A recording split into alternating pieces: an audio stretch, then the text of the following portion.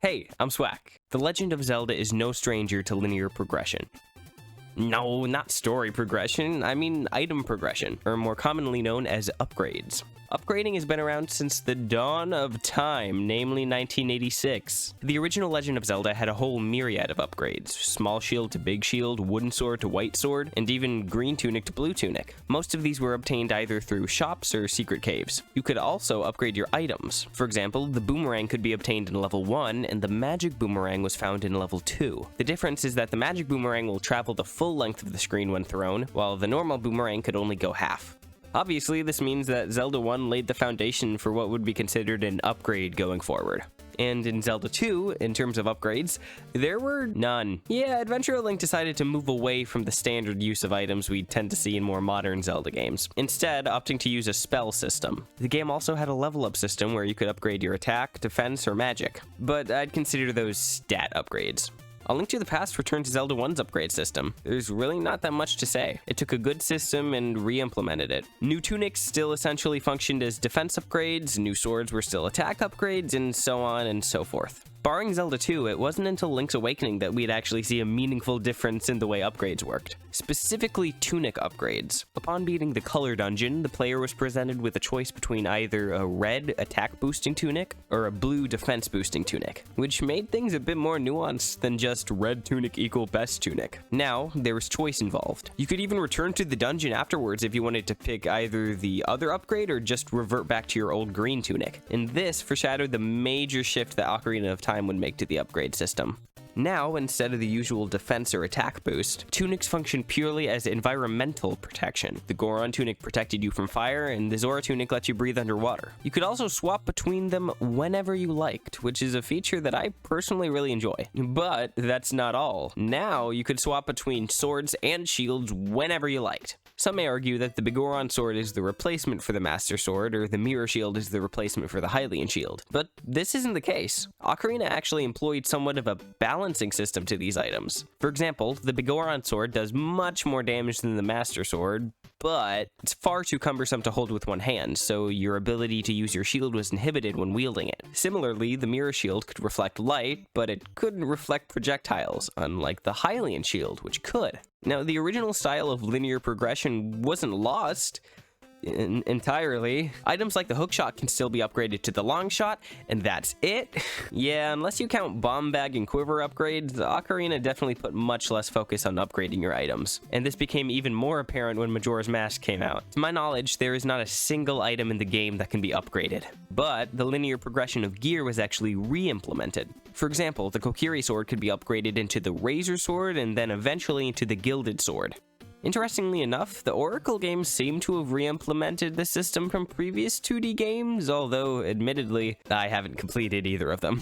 Wind Waker further solidified the direction the 3D titles seem to be heading in, permanently upgraded swords and shields, but very few actual item or tunic upgrades. Wind Waker features 0 alternative tunics, and no, I'm not counting the pajamas. And the Minish Cap wasn't all too different, although it did include slightly more upgrades than the Wind Waker, it was no Link to the Past. And then Twilight Princess came along and actually seemed to revert to Ocarina's style of progression. When you got the Master Sword, you could still use the Ordon Sword. Granted, there's no real reason to do it, but you did have the option. Alternative tunics were also reintroduced, except this time they were balanced. Assumedly, in an attempt to even the playing field, Nintendo decided to nerf the Zora tunic. So while you could still breathe underwater, you'd now take extra damage to fire and ice attacks. And my goodness, don't even get me started on the magic armor. The debatably coolest looking armor in the series also had the lamest handicap. The magic armor made you essentially invulnerable to enemy attacks, but at the cost of your rupees. Every second, this thing would drain 2 rupees from your wallet, and if your wallet ran out, the armor would power down, and Link would begin to move as if he were wearing the iron boots. This is supremely stupid. Honestly, I'd love to be able to wear this armor all the time without worrying about it draining my rupees. My theory is that Nintendo probably nerfed the other tunics in order to give the green tunic a bit more of a functional purpose. Twilight Princess once again featured minimal item upgrades. Not 0, but very, very few. Now this is where things start to get interesting, because after Twilight Princess, Skyward Sword managed to merge both linear item progression and player choice. More than half of your items can be upgraded, some even more than once. From slingshot to scattershot, beetle to hook beetle. Interestingly enough, rather than just obtaining all of your upgrades from a dungeon, Skyward Sword actually made you collect materials to upgrade items yourself. Skyward Sword also absolutely overhauled shields. For one, shields now have a durability meter, and if it ran out, your shield would break, and you'd have to buy a new one. And for two, you could now manually upgrade your shields in the same way you'd upgrade your items, using your hard-earned materials to improve them. The wooden shield could be upgraded to the banded shield and then to the braced shield, iron shield to reinforced shield to fortified shield, and so on. The swords, on the other hand, those stayed as permanent upgrades, but there's actually a good reason for that. Link spends most of the game upgrading the goddess sword dungeon by dungeon, so it is literally canonically impossible to swap between them. Side note, Skyward Sword was actually so obsessed with upgrades that you could literally upgrade your potions. Collecting bugs and bringing them to this guy allowed you to improve the potency and effectiveness of your potions. Following Skyward Sword, A Link Between Worlds also placed a higher emphasis on upgrades, with the introduction of the Mai, small creatures dotted across Hyrule that, when a certain number of them are obtained, allow you to upgrade your base items into nice items, and sword and shield progression were linear once again.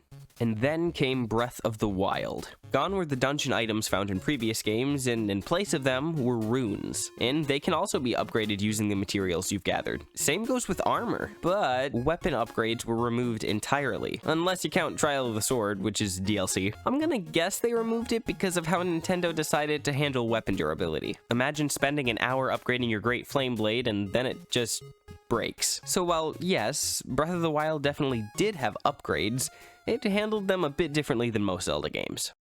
So, what do you think? How would you rather Zelda handle upgrades? Please leave a comment if you have anything to add. As for myself, I like a mix. That feeling of improvement and progression that the linear systems provide is nice, but I also enjoy having some player agency, and being able to swap between my gear whenever I like.